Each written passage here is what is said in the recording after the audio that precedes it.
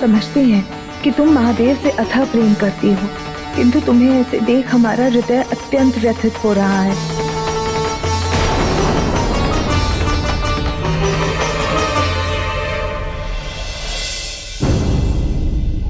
क्या हुआ माँ? आप किन विचारों में विलीन हो गई? पुत्री, अब हमें चलना चाहिए।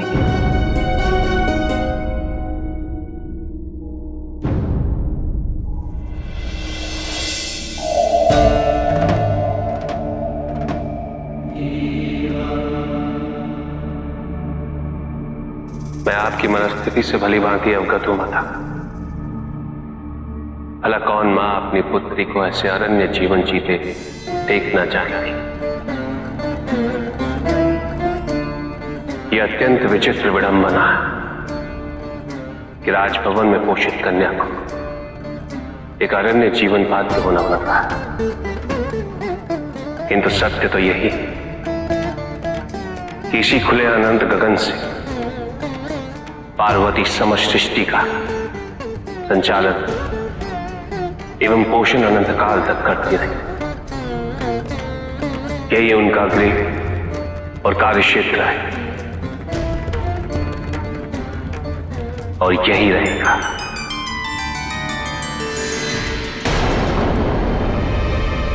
थोड़ा विवेक से ही निर्णय लेना अधिक उचित होगा। पार्वती अब हमारी पुत्री ही नहीं, महादेव की पत्नी भी है, और अब उसके व्यक्तिगत जीवन में हस्तक्षेप करना यह हमारे अधिकार नहीं। किंतु महाराज, इतना तटस्थ रहना भी उचित नहीं है। हमने अपनी पुत्री को इतने सुख साधनों में पाला है। क्या इन हिमखंडों में जीवन यापन करने हेतु? नहीं महाराज, हम कुछ नहीं जानते। हम पार्वती को अपने साथ राजमहल ले जाना चाहते हैं।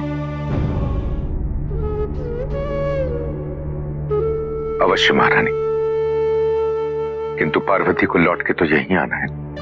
महाराज, हम और कोई तर्क नहीं सुनना चाहते। हमारी पुत्री अपनी व्यथा कभी व्यक्त नहीं करती, किंतु हम मां हैं उसकी। हम समझ सकते हैं उस पर क्या बीत रही होगी। कदाचित उसकी इसी व्यथा ने उस रात हमें जगा दिया होगा।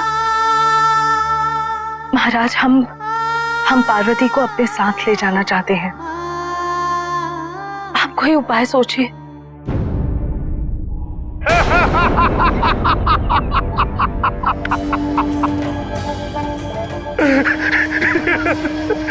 अंततः महादेव ने मेरे तीनों पुत्रों को वरदान प्रदान कर ही दिया।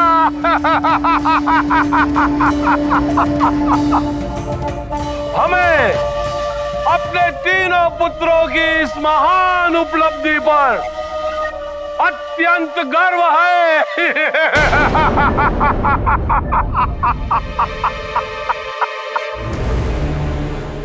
इतना उत्साहित होने की आवश्यकता नहीं है तारकासुर।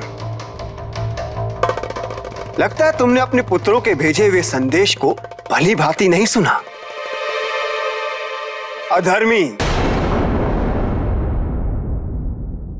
अधर्मी कहा है उन्होंने तुम्हें।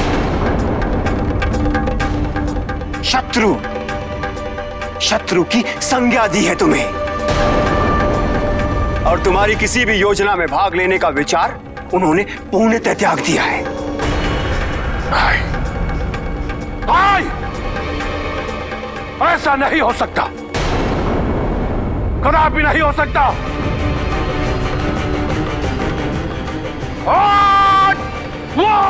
असुराज!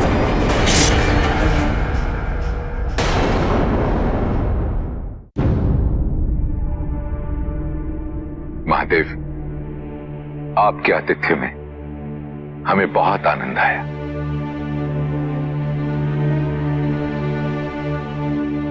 परंतु आपसे एक विनती है। कहिए हिमनरेश। हम पार्वती को द्विरागमन की परंपरा हेतु अपने साथ हिमालय ले जाने की आज्ञा चाहते हैं।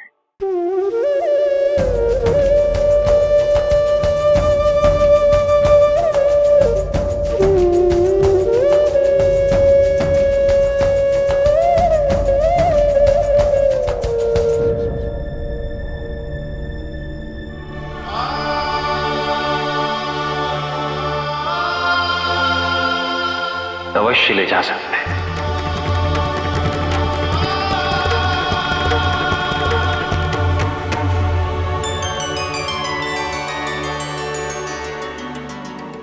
महादेव,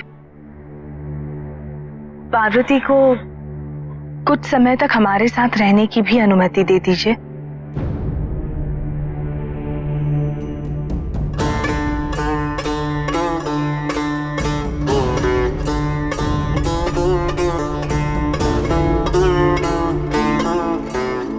भोलेनाथ इतनी सहजता से अनुमति प्रदान करती थी,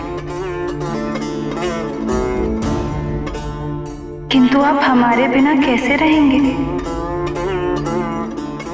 मुझे आज पहली बार मां की ममता का आभास हुआ है। अपनी माता का दुख जानते हुए भी उसके समाधान हेतु मैं कुछ नहीं करूं, ये तो अनुचित होगा।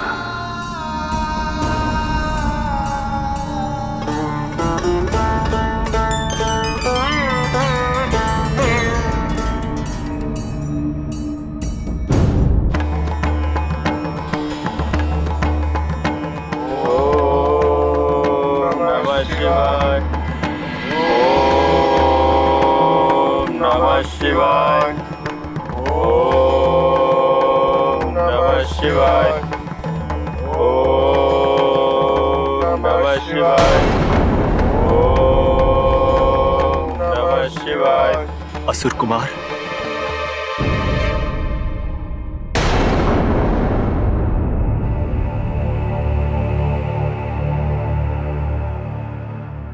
आप ये क्या लाए हैं चक्री?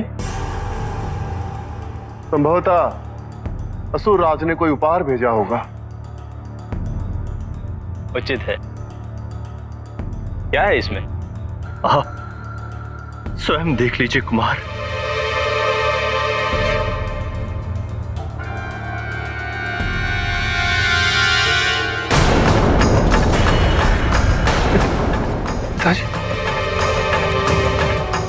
हाँ, मैं तुम्हें क्या शिव के प्रसाद की अपेक्षा थी?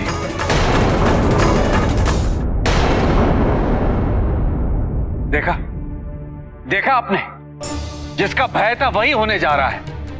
ये तीनों पुनः अपने पिता से संधि कर लेंगे और हम इन्हें युद्ध में कदापि पराजित नहीं कर पाएंगे, क्योंकि इन्हें महादेव का संरक्षण जो प्राप्त है। तुम तीनों शिव भक्त तो हो गए, परंतु ये मत भूलो कि तुम तीनों का जन्मदाता मैं हूं। आज तक जो भी ख्याति और पूंजी मैंने अर्जित की है, वो सब तुम तीनों के लिए। पितृ ऋण से मुक्त होने हेतु पिता के इच्छा अनुरूप कार्य करना पड़ता है। ये मत भूलो कि शिव के पुत्र के हाथों यदि मेरा अंत हो गया तो मेरी आत्मा जीवन भर तुम्हें पीड़ित करती रहेगी। पूरे संसार में तुम्हारे कृतज्ञ होने की चर्चा होगी, कहीं भी तुम्हें सम्मान प्राप्त नहीं होगा। अपने पिता के मृत्यु के अपराध के उत्तरदायी तुम तीनों होगे। यदि इन्होंने अधर्म का मार्ग अपनाया तो महादेव के कथनानुसार उनका दिया वरदान निष्प्रभाव हो जाएगा। तात्पर्य यही है देवराज, यदि इन्होंने अपने पिता से प्रभावित होकर पुनः असुरी जीवन शैली को स्वीकार किया तो ये कभी न कभी कोई न कोई अधर्म का मार्ग अवश्य न अपनाएंगे। और वही एक क्षण है जिसकी हम सबको प्रतीक्षा करनी चाहिए।